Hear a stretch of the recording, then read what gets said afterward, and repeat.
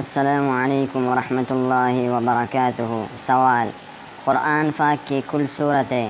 جواب: 114۔ سوال: قرآن پاک کے کل رکوع؟ جواب: 540۔ سوال: قرآن پاک کے کل آیات؟ جواب: 6666۔ سوال: قرآن پاک کے کل الفاظ؟ جواب: 86430۔ سوال: قرآن پاک کے کل حروف؟ جواب: 3,23,760۔ سوال: سب سے لمبی سورت؟ جواب: البقرہ۔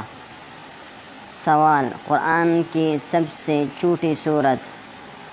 جواب: الکوثر۔ سوال: نزول کے اعتبار سے قرآن حکیم کی آخری آیات؟ الیوم اکملت لکم دینکم۔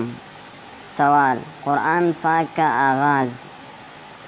جواب: لیلۃ القدر۔